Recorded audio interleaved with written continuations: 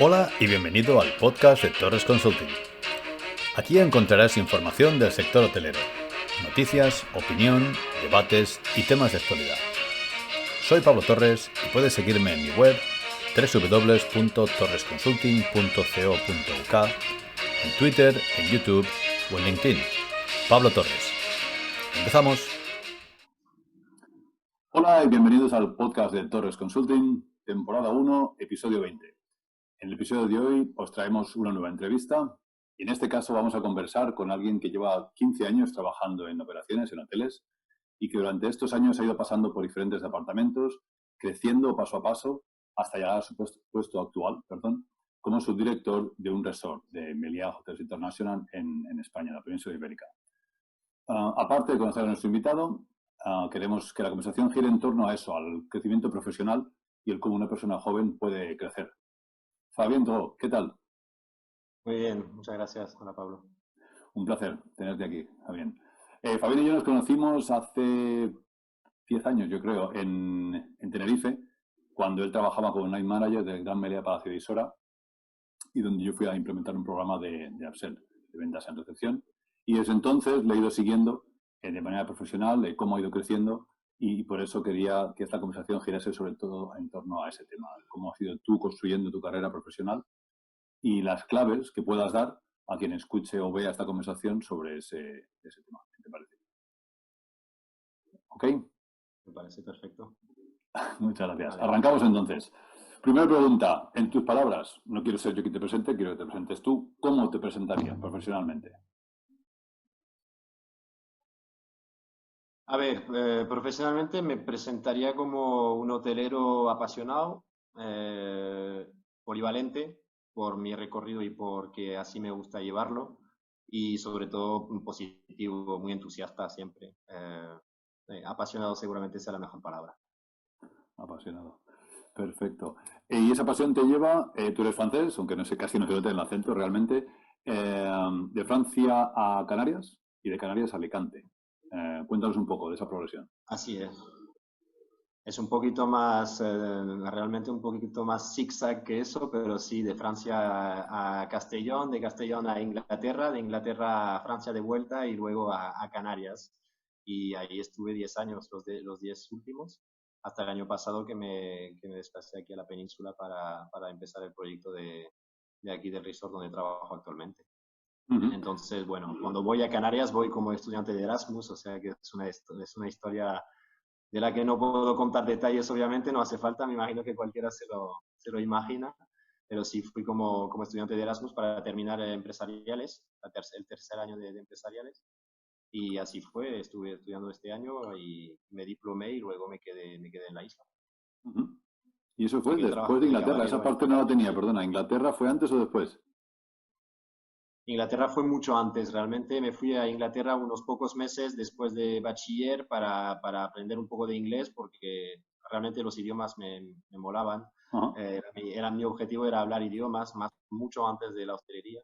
Entonces así aterricé en España y luego en Inglaterra y cuando ya estuve pensando un poco en cómo sacarle provecho a estos idiomas, pues así fue como me dirigí a la hostelería. Ok. Y en Canarias empiezas en Francia, perdona, empezaste como recepcionista, ¿verdad? Sí, Acabas sí, Erasmus bueno, estuve. en Tenerife y entonces, ¿cómo empieza a evolucionar tu carrera dentro de los hoteles? A ver, la carrera evoluciona. El primer paso es de recepcionista del Palacio de Isora al puesto de Night Manager. Fue una evolución un poquito bastante lógica. Era auditor de noche. El Night Manager es promocionado a jefe de recepción y me ofrecen cubrir su posición. Entonces, bueno, este ascenso fue bastante, bueno, natural, ¿no? Con las tareas que ya controlaba y ahí me quedé 3 años en el puesto de Night Manager. Un poco de paciencia tuve que tener porque la verdad que es un puesto relativamente difícil de llevar, sobre todo para compaginarlo con la vida personal, ¿no? Pero Uh-huh. bueno, yo ahí es cuando empecé a plantearme mi futuro y pensar en dirigir. Entonces, bueno, para mí fue una época muy clave porque fue cuando empecé a conocer directivos y bueno, dentro de Melia hay muchos intercambios también, vienen y va mucha gente, entonces bueno, fue un poquito poco a poco como abrí los ojos y tuve claro que quería dedicarme a eso, a dirigir. Entonces, bueno, después ya tuve que esperar un par de años para tener la oportunidad de cambiar de departamento y ahí empieza un poco la trayectoria. Y la primera oferta es con un cambio de dirección, eh, bueno, con la idea un poco de revolucionar o sí, de dar un poco revulsivo al departamento de F&B, pues me proponen apoyar al Metre como asistente de F&B. Entonces, bueno, faltaba un poquito la vertiente esta de gestión, la parte más procedimental, ¿no? Del departamento, más cuadrada, digamos. Entonces, bueno, por mi perfil de auditor de noche y de night manager, pues era gran parte de lo que hacía era eso, ¿no? Revisar, comprobar, organizar y demás. Entonces, pues me ofrecen este puesto con Que son lo operaciones muy riesgoso grandes que de F&B conlleva de para mí Torresfrisora, por la ¿verdad? falta de experiencia, ¿no? Sí, sí, sí, son 7 restaurantes, 6 bares, 150 personas en sala, o sea que sí, sí, era un reto. Y sin experiencia, comentabas, disculpa, que te he interrumpido. Que temblé un poquito antes de aceptar, pero sí, no, que temblé un poquito, bueno, en el primer momento, ¿no? Que uno ve ese monstruo, que al final es un hotel enorme, son 600 habitaciones. Entonces, pues hay 1.500 personas a las que dar de comer, o sea que no es ninguna broma. Y bueno, al final, bueno, con atrevimiento, que sin duda hay un consejo que tengo que dar a todos, y esto hay una frasecita que me encanta de Will Smith en no sé si han visto seguro este video magnífico sobre el paracaidista, que para él lo más bonito de vivir está del otro lado de la línea del miedo. Y esto es una frase que después me ha retumbado siempre porque me identifico mucho, ¿no? Porque en muchas ocasiones he tenido que saltar y decir, mira, ya veremos.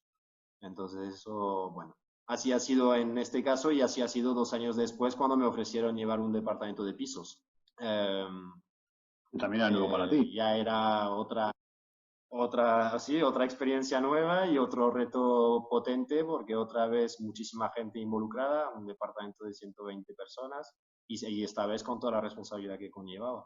Entonces, bueno, siendo el número uno, ¿no? Que para mí, yo sé, bueno, el director que tenía en aquel entonces, al que respeto muchísimo y bueno, es un mentor, al final se lo tengo que agradecer a Miguel Ferreres.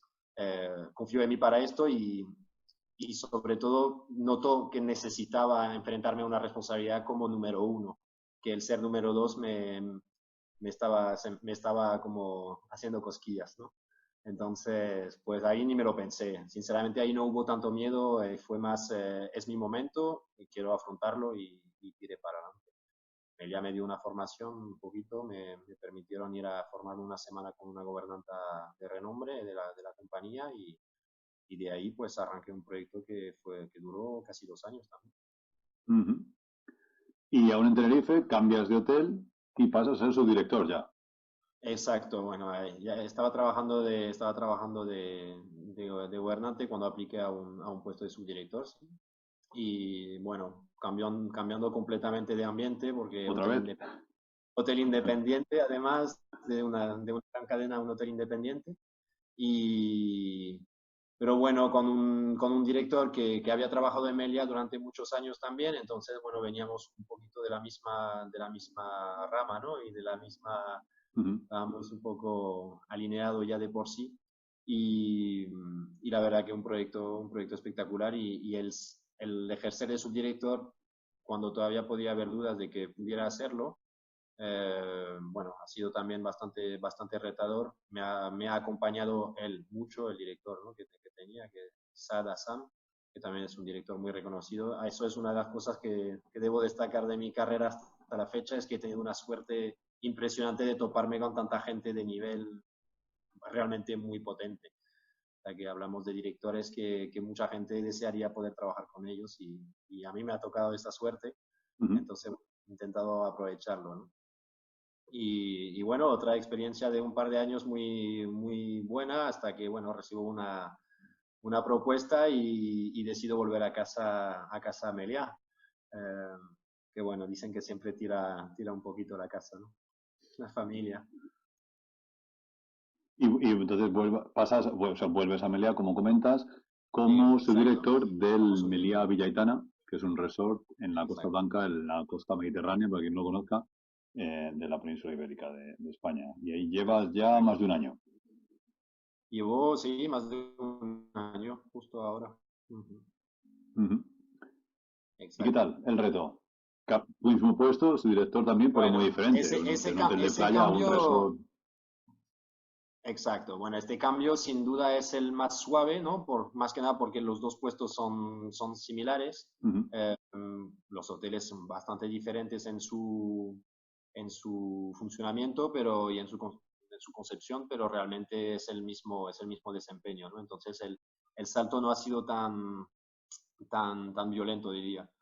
Eh, pero bueno, vivir en un lugar nuevo, que también es parte del día a día de los hoteleros, ¿no? Que no, es una cosa que todavía no había experimentado, un cambio de lugar de vida tan drástico estando trabajando, ¿no? Porque el anterior era estudiante y era un contexto muy diferente. Yo soy un fan absoluto de Tenerife y me encanta la vida en Tenerife, entonces ha sido un poco, para mí ha sido más un sacrificio en este aspecto, más personal y de estilo de vida, ujú, el venir aquí a la península que realmente a nivel profesional, porque el proyecto me tiró mucho, me llamó mucho la atención. ujú. Entonces, bueno, el pequeño sacrificio ha sido moverse, dejar los amigos de 10 años y todo esto y Se ha cortado un momento el sonido, decías, un sacrificio importante para los hoteleros. Bueno, es la vida que nos ha tocado llevar, ¿no? Yo también trabajaba en el sector y es un constante cambio, ¿no? Pero bueno, tú lo has dicho tú mismo, ¿no? Atreverse y la pasión te lleva a hacer esto. Quería preguntarte justo lo que sí, que comentabas. meses después vale la pena. Ujú, Meses después, cuando miras atrás, dices, menos mal que lo hice, ¿no? Entonces, bueno. desde luego. Has mencionado un par de nombres, ¿no? Miguel Ferreras, que continúa en Meliá, y otro director del Hotel Independiente del Jardín Tropical, que trabajabas en Tenerife. Y eso quería preguntarte, de hecho, sobre esas figuras, ¿no? De esos mentores, que hay quien lo llama así, ¿no? Esos jefes que a veces tienes y aprovecharse de ellos, ¿no? Entre comillas, ¿no? En el buen sentido de la palabra. Totalmente. Ujú, ujú. Bueno, es que Entonces, para mí bueno, de hecho para mí ha sido clave y nunca se lo agradeceré lo suficientemente a ellos el tiempo que me han dedicado y es una cosa que yo replico en mi día a día. A raíz de conocer a personas así que nunca han sido, nunca han sido celosas con sus cosas, ¿no? Y sus conocimientos, yo intento aplicar en mi día a día esta cultura de la generosidad con lo que sé, los datos que puedan ser útiles, todo lo que le pueda enseñar a mis equipos.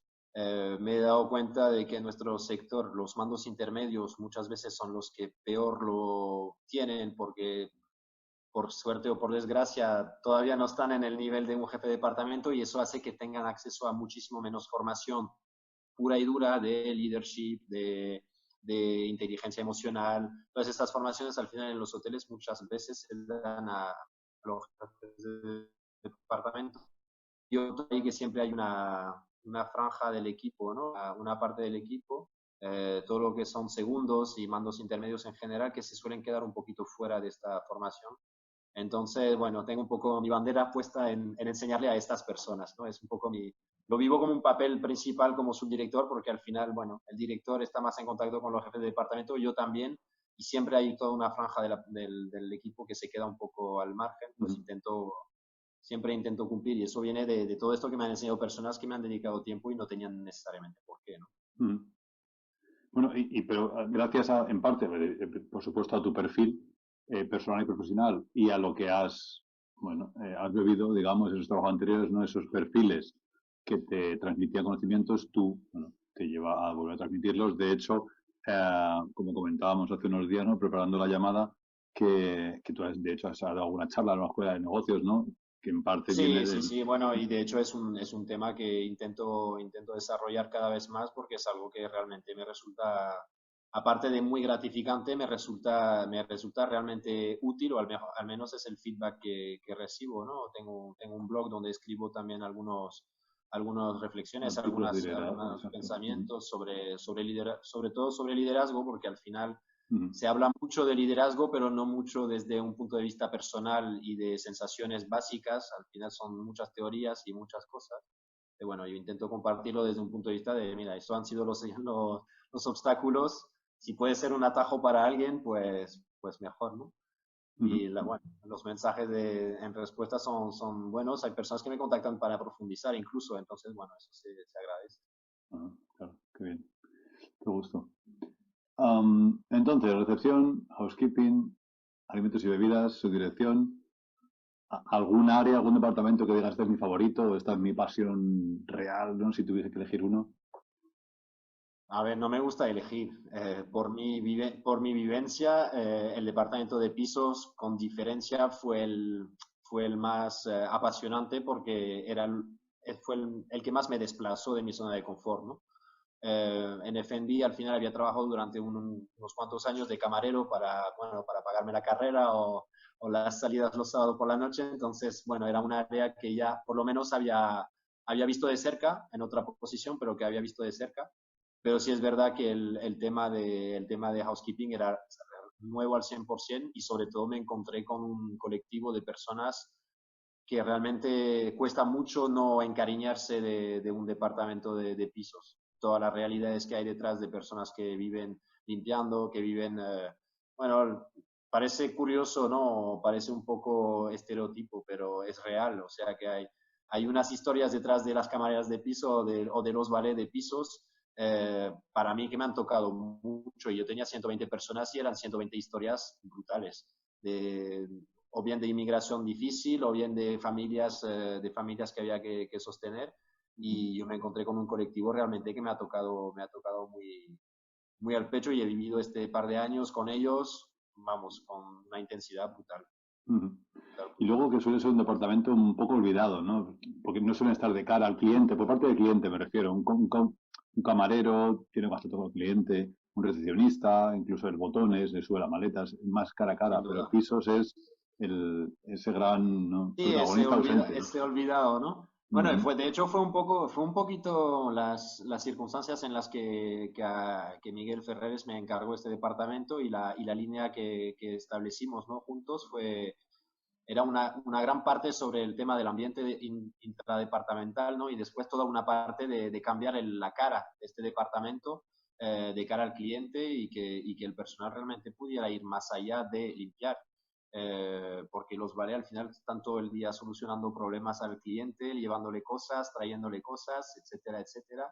Y la cámara de piso entra en un nivel de intimidad con el cliente porque al final pasa 20 o 30 minutos al día en su habitación, donde tiene sus cosas, y este discurso es una cosa bueno, en la que hemos insistido muchísimo y bueno, lo hemos sí, llevado de la mano con una cantidad bastante importante de medidas de bienestar del personal también en el departamento, desde ejercicios de calentamiento por la mañana, algunas reuniones más informales, formaciones de bienestar con yoga y cosas de que hemos ido implementando un poco para darle esta importancia a un departamento que muchas veces no la tiene porque nos olvidamos de dársela, básicamente porque es que al final es nuestro negocio, vendemos habitaciones limpias, es nuestro negocio base, todo lo demás es añadido y eso mucha gente lo olvida.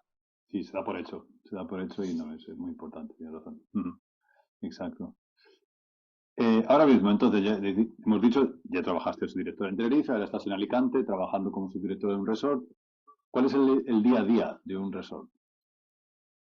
A ver, el día a Perdona, de día, un subdirector de resort. el día a día de un resort es una guerra, es como es, y el subdirector está ahí para gestionar el caos, ¿no? Nosotros, bueno, es un puesto que tiene de complicado un poquito, bueno, el mejor símil es el puesto que tenía yo cuando estaba en F&B. Cualquier persona que se hunda de un departamento o de una empresa o sabrá a lo que me refiero y esta carga de responsabilidad en la que no tienes del todo la última palabra de habilidades, o casi. Entonces, bueno, es un puesto que realmente es difícil de llevar. Yo siempre lo he encarado desde un punto de vista casi 100% operacional, operativo, Mm. y entendiendo que el director general siempre tiende a ser más estratégico y tiende a ser más comercial, tiene todo un papel más institucional también. Entonces, bueno, yo como subdirector siempre me posiciono en bueno, de fiel escudero, ¿no? estar hiperalineado en el discurso y estar hiperalineado en la política del director general, y luego apoyando mucho en la operación cerca de los jefes de departamento y bueno, metiendo las manos en la masa cuando toca, porque un resort, a diferencia de otro tipo de hostelería, pues tiene estos momentos de pico absolutamente casi ingestionable, no sé cómo se dice, ingestionable. Eh, entonces, bueno, de desayunos que he tenido que servir y recoger mesas, pues muchos, y yo creo que tiene una parte mala, porque uno siempre tiene esta sensación de que no debería estar haciendo eso porque significa que algo no estamos haciendo bien, pero por otro lado, los equipos están tan agradecidos cuando uno adopta esta postura de estoy aquí para ayudar, que realmente yo creo que siempre vale la pena, ¿no? El día a día en sí, pues está mezclado en temporadas un poco más bajas, más cerca del director o de la directora, en mi caso, con temas más estratégicos, y en los momentos de operación muy fuerte, pues 100% en la operación. Desde atención al cliente hasta atención a los equipos, ¿no? Sí.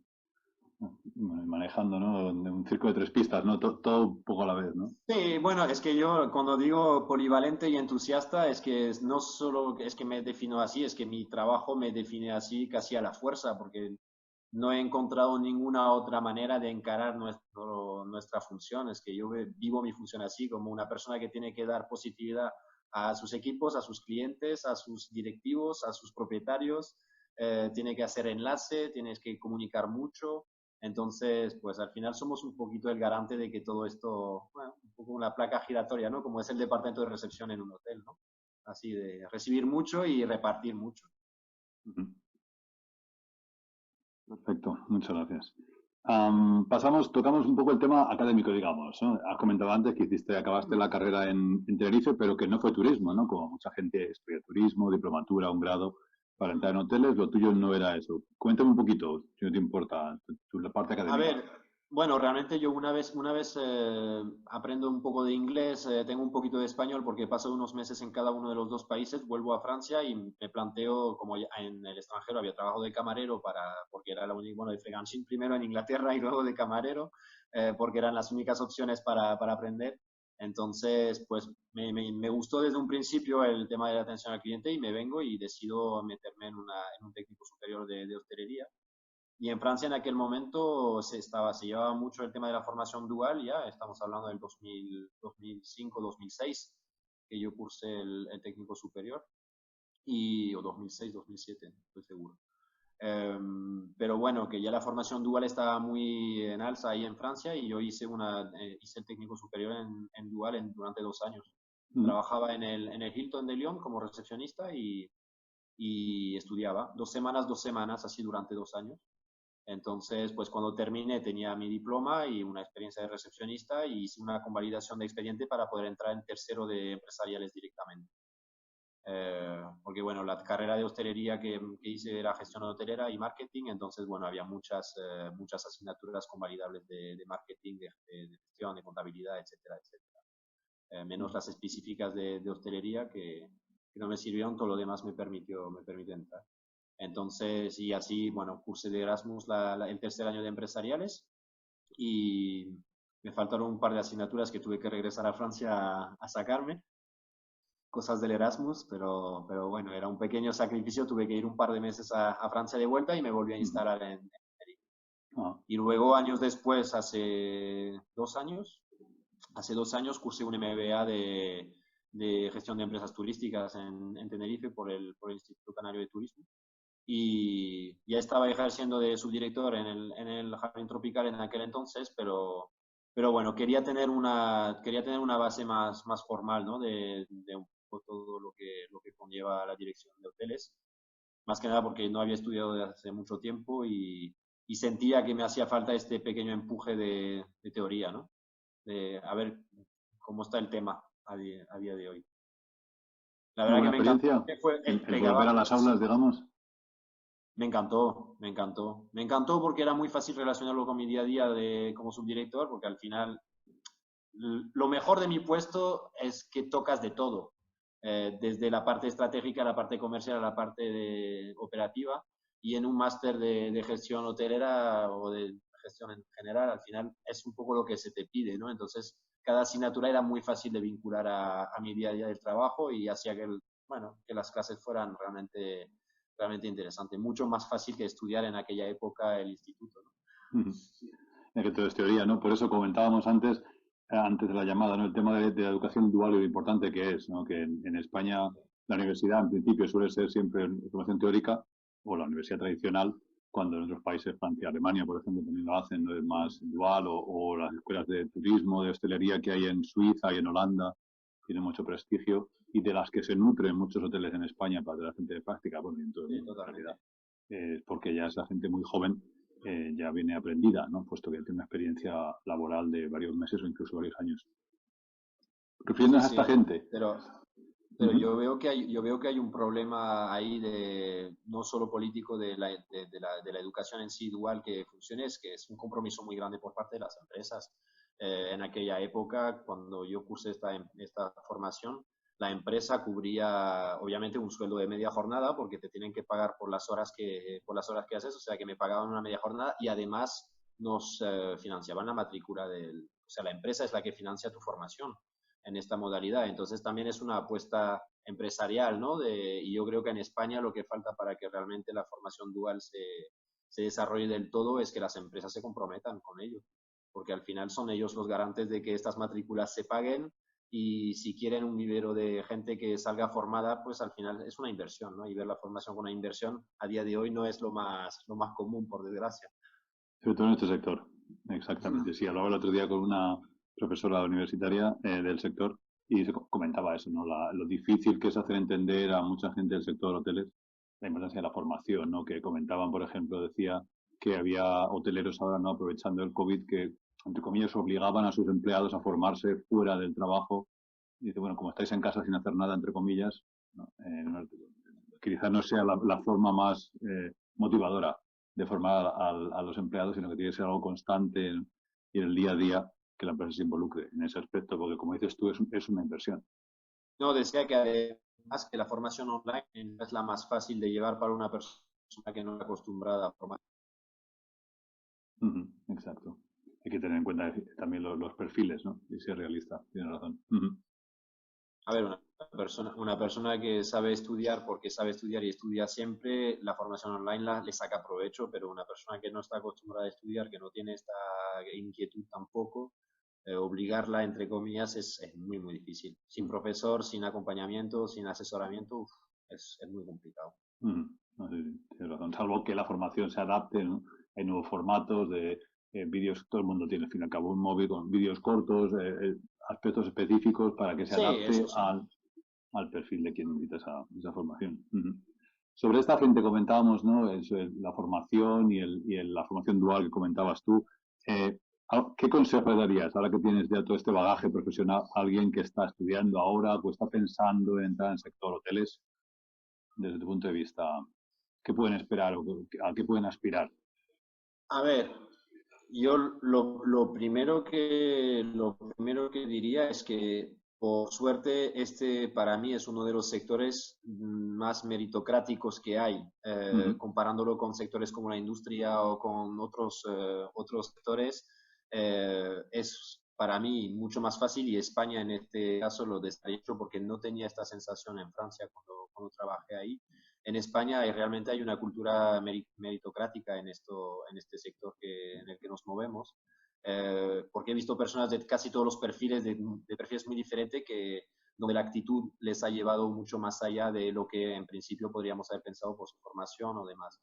Entonces, para mí, lo más importante para las personas que se están formando, primero, es que se formen bien, porque la base académica que yo traía de Francia, por ejemplo, me ha ayudado mucho, sobre todo en los primeros años, porque al final, bueno, no quiera o no, uno se compara con sus compañeros, ¿no? O tu jefe siempre te compara con tus compañeros y este background que tú tienes en muchas situaciones es el que te da, pues que te da esta credibilidad que a lo mejor el compañero de al lado no lo tiene porque no ha tenido acceso a ella. Entonces, esta parte de formación para mí es clave en un inicio y después, sobre todo, el consejo que siempre doy es no tener miedo y atreverse.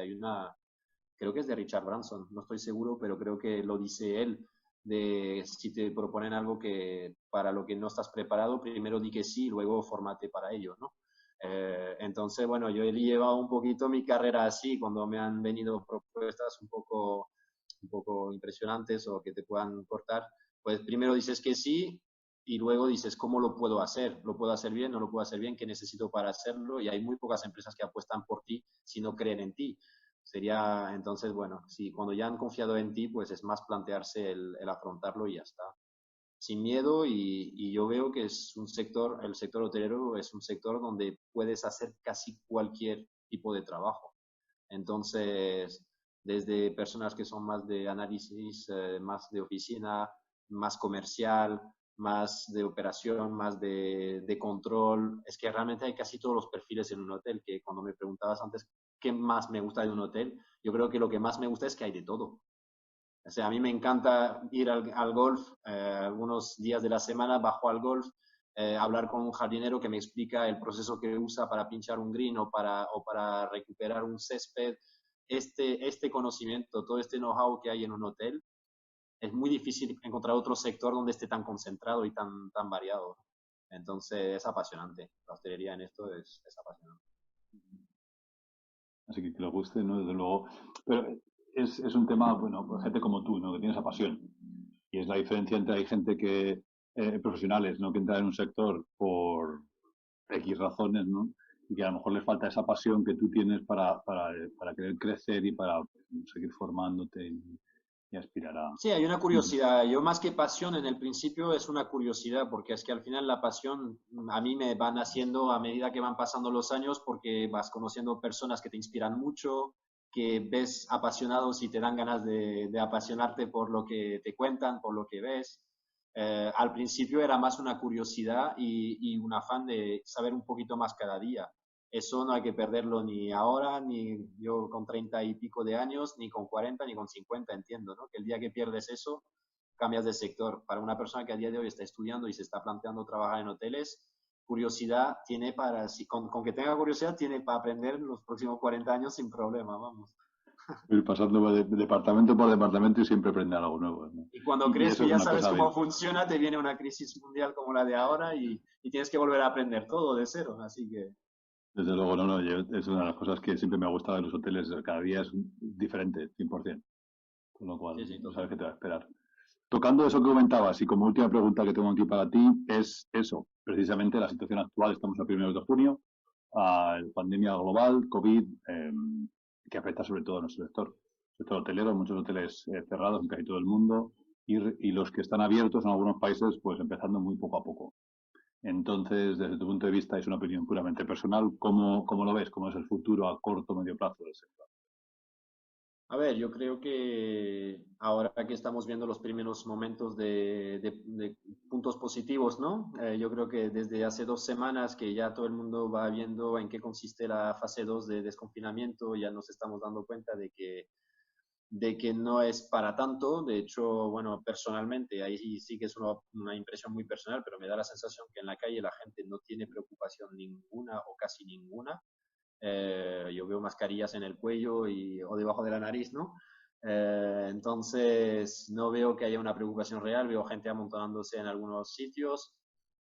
Yo creo que en este aspecto el COVID no va a dejar huella tanto tiempo como pensábamos cuando realmente nos tocó, ¿no? Que parecía que todo iba a cambiar después de esto, o al menos eran muchos discursos que se escuchaban, ¿no?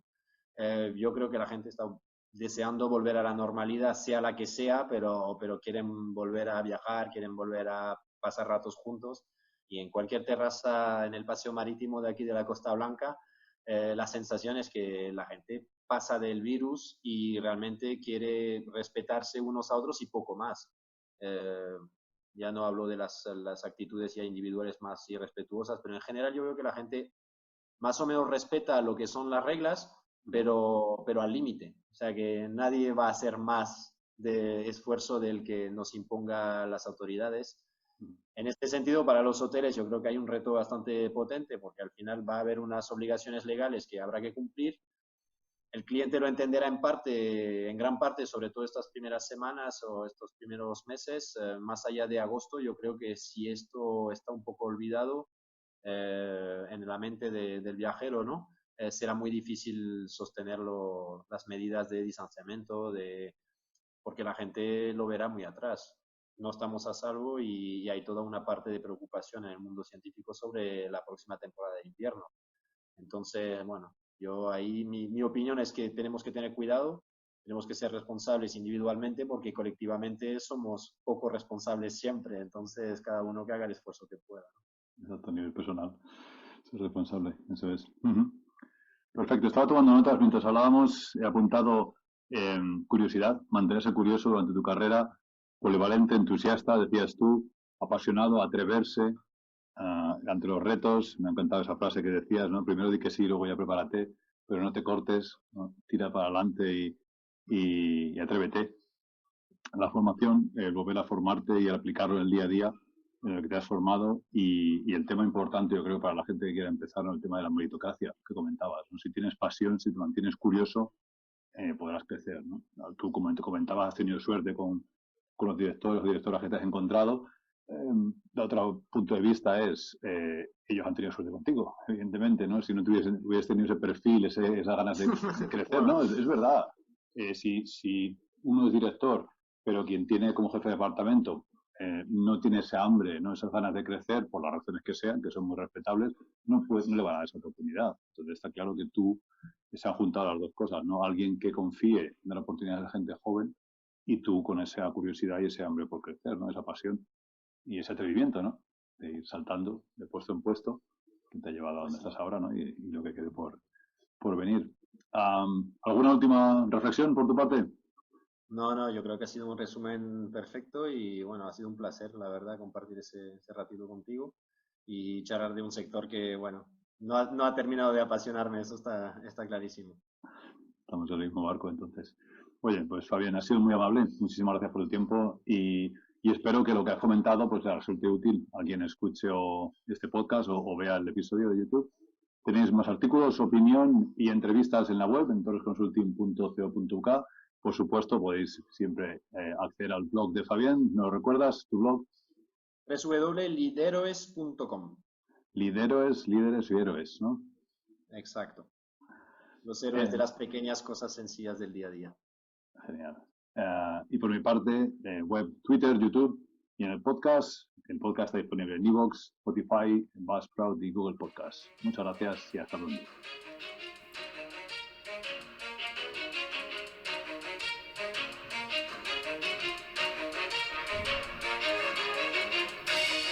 Esto ha sido todo por hoy. Espero que te haya resultado útil. Tienes más información en mi web www.torresconsulting.co.uk, en LinkedIn, en YouTube y en Twitter. Saludos y hasta la próxima.